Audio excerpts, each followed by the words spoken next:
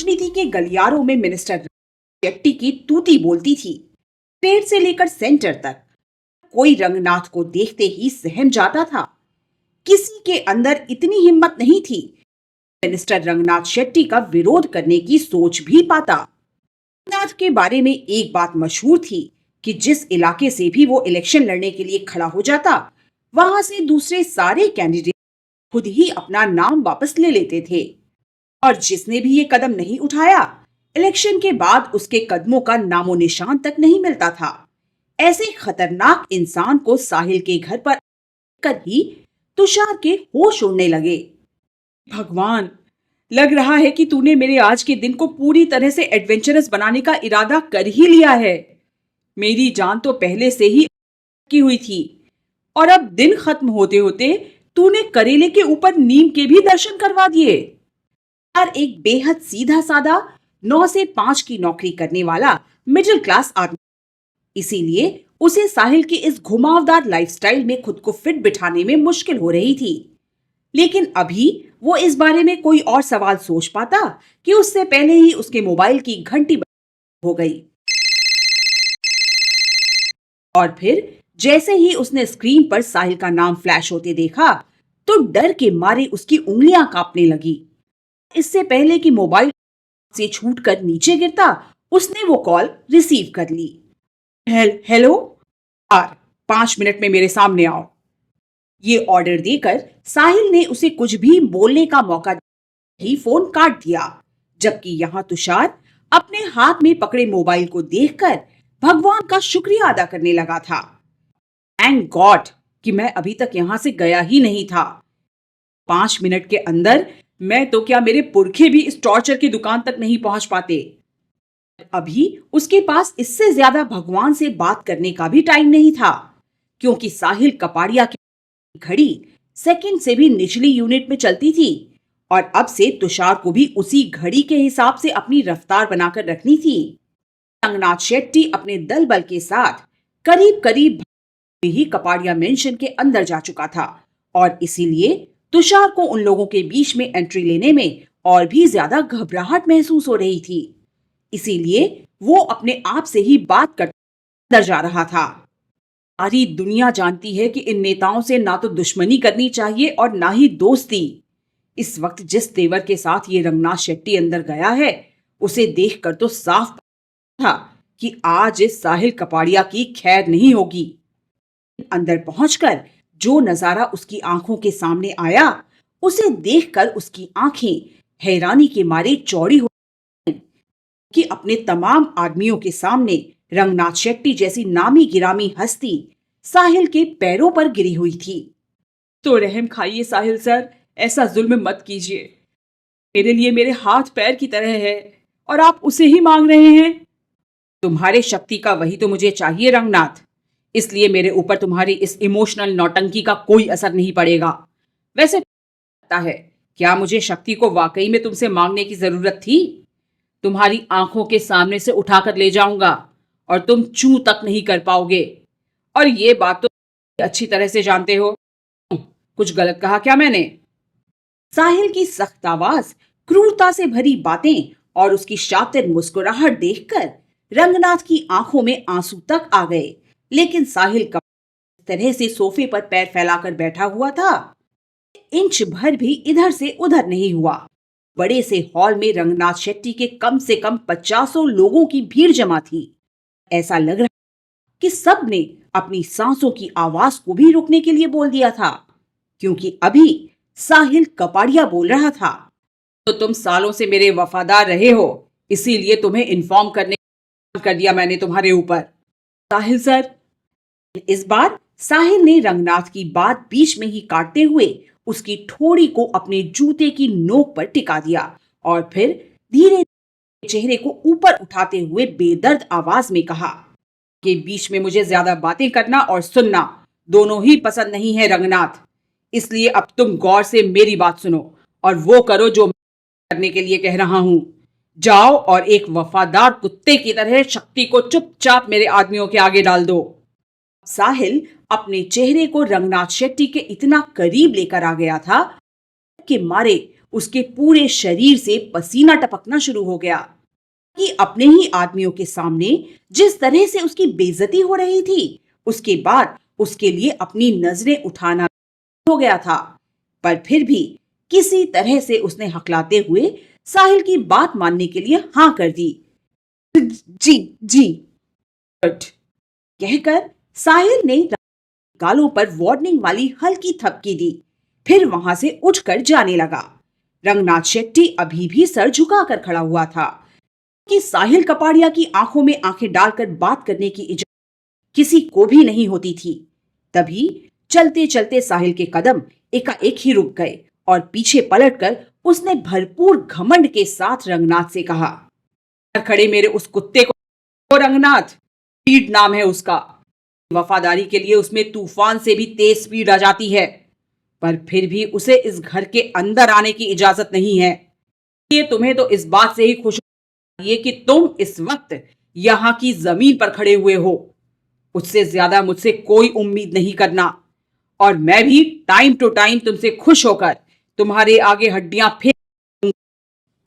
आज के हाथ पैर थर थर कांपते नजर आ रहे थे, लेकिन साहिल की क्रूर और जल्लादी चमड़ी पर उसका कोई भी एक्सप्रेशन बेअसर साबित होता दिख रहा था। इसलिए उस कर साहिल ने तुषार की ओर अपनी नजरें कर दी थीं। के सामने का नजारा देखकर तुषार की कंडीशन रंगनाथ शेट्टी से भी ज्यादा खराब होने लगी थी। ये आदमी है या का साक्षात दूसरा रूप। मुझे तो डाउट ही है कि आज तक इसने कभी किसी और के लिए कुछ पॉजिटिव सोचा भी होगा। इस तरह का आदमी है ये, तभी तो इतने बड़े घर में अकेला है। कम से कम कोई जिंदा इंसान तो ऐसे यमराज के साथ रहने से पहले खुद को ही गोली मारना ज्यादा पसंद करेगा। तुषार अपनी ही सोच में डूबा हुआ था कि सामने से कपाड़िया की नजरों ने उसे घूरना शुरू कर दिया और डर के मारे उसने फौरन अपनी आंखें दूसरी ओर कर लीं, क्योंकि उसकी समझ आ गया कि अब साहिल के कुछ भी बोलने के लिए उसी की तरफ लगने वाला था। लेकिन इस बार उसकी ये समझ गलत साबित हो गई, क्योंकि तुषार को सर से लेकर पैर तक देखने के बाद साहिल ने उसके बगल में खड़े अपने आदमी को हुक्म दे दिया, रघु, तुम्हें मालूम हो गया है कि तुम्हें क्या करना है। 2 घंटे के अंदर अंदर अपना काम खत्म करके स्पीड की भूख मिटा देना। कि तुम अभी फार्म हाउस के लिए निकल जाओ। तुम्हारे पास शक्ति को फार्म हाउस भेजने के लिए सिर्फ 1 ही घंटे का वक्त है। तुम भी जा सकते हो।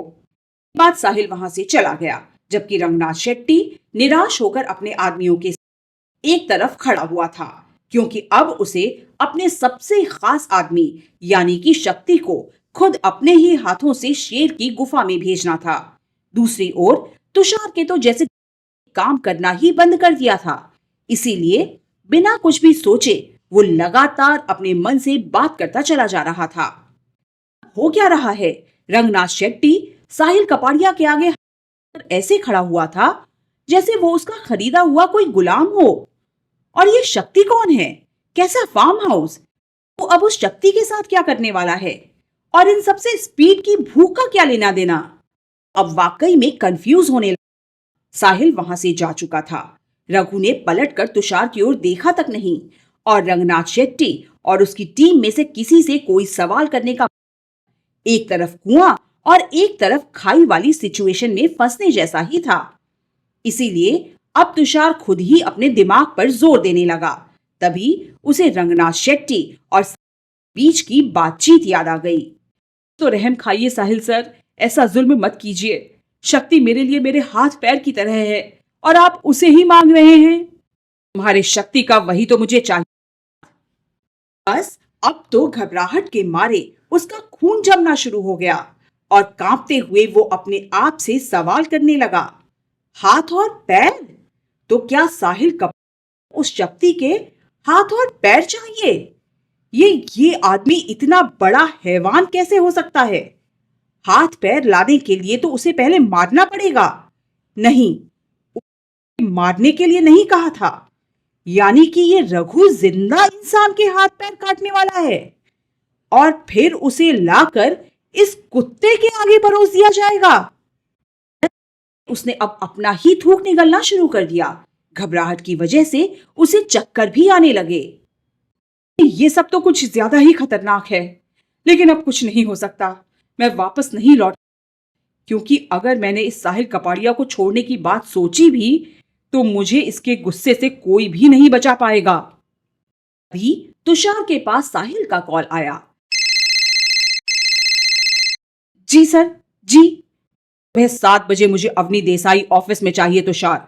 आज पहला दिन था, इसीलिए तुम्हें याद दिला रहा हूं। मुझे अपनी बात दोहराने की आदत नहीं है। सर, जी। तुम जा सकते हो। सर। की कॉल कट होते ही तुषार के मोबाइल पर अवनी का मैसेज दिखाई देने लगा। I am really sorry Tushar, लेकिन मैं इतनी मॉर्निंग में ऑफिस नहीं आ, तुम प्लीज मीटिंग रीशेड्यूल कर दो। मैसेज को देखकर तुषार बुरी तरह से हड़बड़ा गया और खुद से ही बोलकर अवनी से बात करना शुरू कर दिया। अवनी, नो, किसी भी ऑर्डर को मना नहीं कर सकती, चाहे कुछ भी हो जाएगा, लेकिन तुम्हें कल सुबह 7 बजे ऑफिस आना ही होगा। उसने गुस्से से पैर पटकते हुए ही अवनी को कॉल किया। ध्यान से सुनो अवनी, तुम्हें कल सुबह 7 बजे हर हाल में ऑफिस में मौजूद रहना है, और अगर तुम टाइम पर नहीं आओगी तो फिर मैं तो क्या, कोई भी तुम्हारी जॉब जाने से तुम्हें बचा नहीं पाएगा। कि एक ही दिन के अंदर साहिल कपाड़िया के गुस्से का खौफ तुषार के दिलो दिमाग पर हावी हो चुका था। इसीलिए पहली बार उसने अवनी से इतने खराब तरीके थी, क्योंकि अगर अवनी टाइम पर ऑफिस नहीं पहुंचती तो उसका जो होता वो तो होता ही, पर कोई बड़ी बात नहीं थी कि तुषार को भी नाराजगी का हिस्सा बनना पड़ता। ये सब उसे कितना महंगा पड़ सकता था, पिछले कुछ देर में इसका एग्जाम्पल वो 2-2 बार देख चुका था। दूसरी तरफ अवनी को कुछ भी बोलने का मौका नहीं मिल पाया, पर अब उसे अपनी मजबूरी और तुषार दोनों पर ही झुंझलाहट होने लगी। कोई मेरी प्रॉब्लम क्यों नहीं समझ रहा? को इतने हाई फीवर में छोड़कर जाना मेरे लिए मुमकिन नहीं है, और से के घर पर भी ताला लटका हुआ है। क्या कल सुबह 7 बजे अवनी ऑफिस पहुंच पाएगी? कि ऑफिस नहीं जाने पर साहिल उसके साथ क्या करेगा?